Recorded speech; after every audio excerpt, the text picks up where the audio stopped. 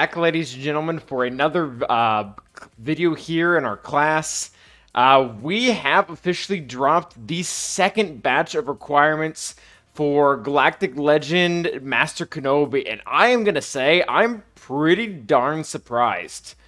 So this video, before we get to my initial reaction, what we're gonna do right now is we're gonna look at what we think is going to be for the third and final requirements, and we're going to do a little bit of a reaction towards these requirements. So, first thing to say that's probably the most obvious here: there are so many dark side characters. Like, wow, I think this is pretty clear confirmation that we are going to be getting not only obviously dark side characters because they're obviously written here, but I'm pretty sure we're going to be getting some type of dark side mission inside of the Galactic Legends Kenobi event. And this is really, really new, because if you look back to the other Galactic Legends, Rey, Kylo, Galactic Legend, Palp, and Luke, you never play both sides. Like, granted, sometimes they do have like a light side or a dark side character when that wasn't their alignment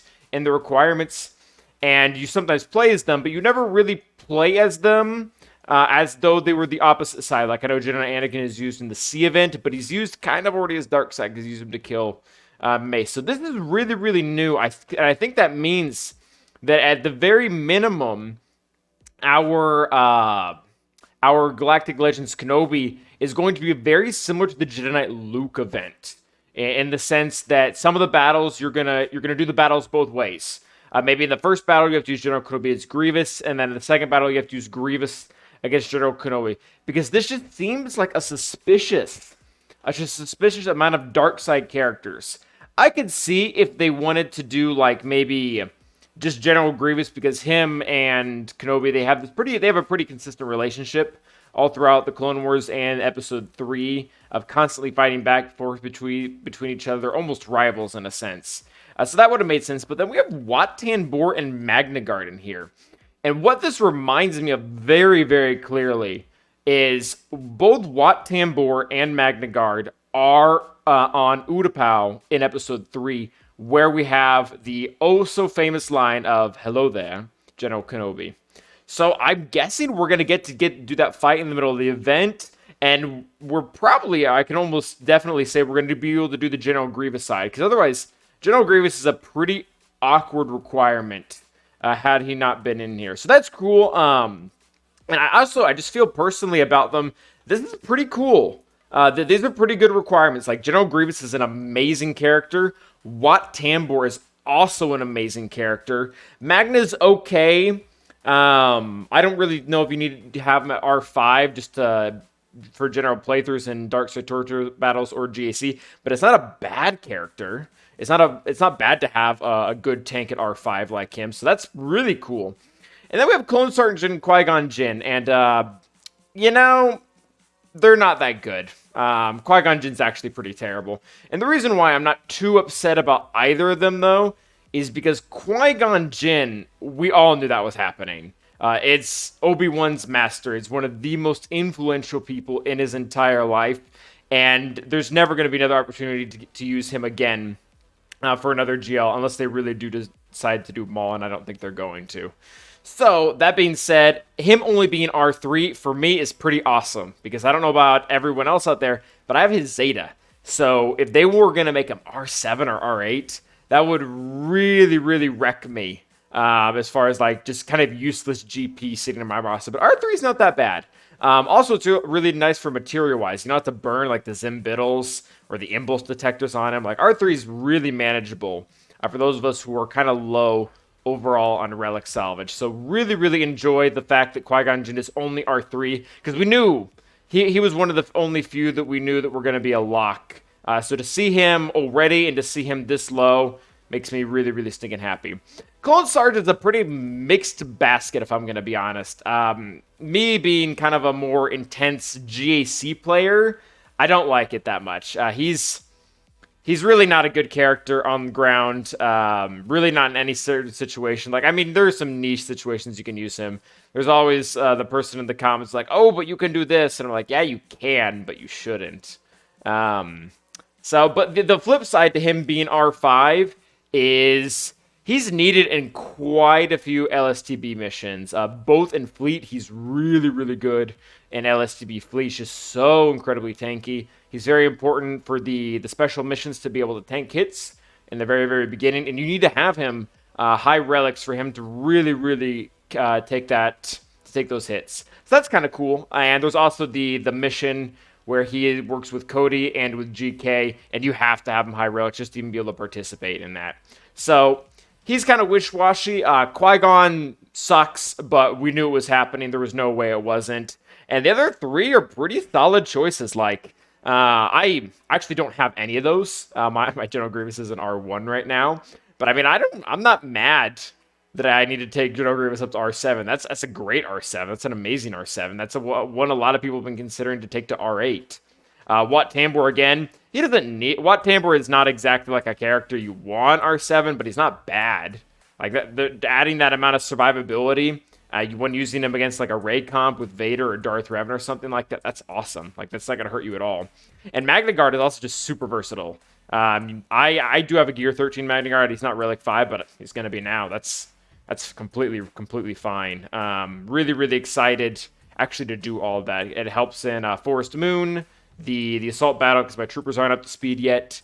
It's also really good in Dark Side Territory battles. He's a very, very relevant character, especially in P4, which is the only stage that my guild is even remotely having issues with right now.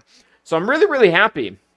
I'm really, really happy about these Rex. Really, again, really did not expect this from the dark side.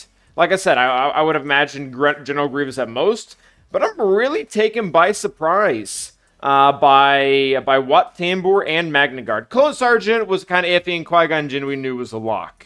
That being said, who do we think is going to be for the third batch? And this is another interesting point, actually, is we were almost sure. A lot of people were pretty certain that we were going to need 3 R8s total. Maybe we only need General Kenobi. I mean, that gear is really hard to come by, especially with it only being in 2 places right now. And if you don't do well in Crankor, you get it really slowly. But that being said, I think we might just get 1 more at most. But yeah, I like this. I like this quite a bit. I think let's start moving into what do we think about for Tier 3.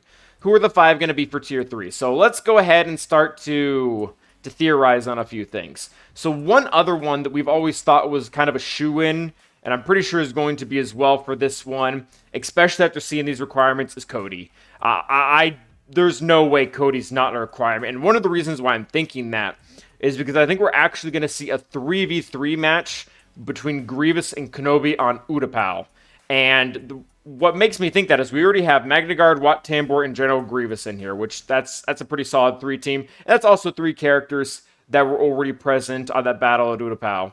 That being said, we need 3 for the other side. So maybe the other 3 are General Kenobi, Clone Sergeant, and Cody. That does sound like a really hard battle to do, though, on General Kenobi's side. So he would be, number 1, he has a huge, really close relationship to General Kenobi.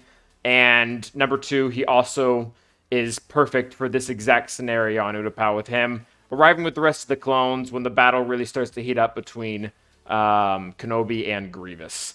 So I think he's pretty much a lock, and I think we can really go back and we can look at a lot of the other key characters that are Revenge of the Sith, because right now, pretty much every single character we're dealing with had a major part in Revenge of the Sith, except for obviously Qui-Gon, who was his master, and also Bo-Katan, who had a very close family relationship. And also, I mean, she's there. I'm not going to, like, dance around it. Like, she's there to make money. They needed a character that was loosely connected to General Kenobi that was also a recent marquee character, so they can generate a little bit of money off the people who already have everything. That's fine. So, yeah, other characters. So, Cody, I'm pretty sure, is a lock. I have a really hard time not seeing Grand Master Yoda as well, because they're obviously wanting to hit key moments in Revenge of the Sith. And one of the really key moments in Revenge of the Sith is when General Kenobi and Grand Master Yoda, they're having to go through all of the Jedi Temple to try to change the meshes to save the other Jedi. And Grandmaster Yoda is perfect for that exact scene or that exact mission. It's another place they can go through. It can be another mission to be able to unlock him. So I think he's going to be pretty pertinent too. I do think this is going to be the end of our dark side characters, though. I do think this is going to be the end of our dark side characters, and I'm pretty certain that we're also not going to get any Anakins or Padmes here. And the reason why I'm really thinking that is because I'm more kind of sure than ever that we're getting Vader instead of Maul. I think both are still a possibility. I don't think it's egregious to think one or the other. Like it's not guaranteed. But just with everything we've seen, especially with Cat's kit coming out yesterday, it seems to me pretty clear that they are setting up for the next prize or for the next character reward in Conquest to be a dark side aligned force user, that new tag they made. Because right now we have 4 dark side force users, and they have no synergy. So that comp really doesn't make a whole lot of sense right now. I think they might try to bring in Maul to try to tie it in together. Maybe eventually release newer characters. That being said, I think that he fits well as kind of a rival to Cat, to Commander Ahsoka, whereas I think Vader is very going to fit in well here. And I think characters like Padme, General Skywalker, they fit as much better requirements for a Lord Vader than they do General Kenobi. If they were to appear right now, I would have probably doubted that, and I probably would have leaned more towards Maul. But the fact that we haven't seen anyone like that could be used for Anakin, that they're specifically leaning away from it, it really makes me think that it makes me continue to think that Vader is going to be the other GL. So yeah, Cody, Grandmaster Yoda, I think are going to be the locks. And then the other 3, I'm guessing they're going to be other light side council members. I think Kit Fisto, Plo Koon, and I'm really not sure on the third one. Eth Koth really didn't have that much influence for Revenge of the Sith. And neither did Imagundai, definitely did not. So I don't know about the 5th. I really don't know about the 5th. Maybe we do get one of the Anakins. Maybe they decide to throw in old Ben, because it's also technically Obi-Wan. Probably not. But yeah, tell me who you guys think that final 5th is going to be. Because right now, I'm pretty certain we'll see Plo Koon, Kit Fisto, Grandmaster Yoda, and Cody. But yeah, I'm really excited. I am definitely going to go right after this GL. I think these were good choices. I'm very happy to see this list today. There's 2 really great characters here. There's 2 okay characters, and then there's Qui-Gon, who was going to happen whether we liked it or not. So I will call that good. But yeah, I will see you guys in the next class. And until then, stay awesome.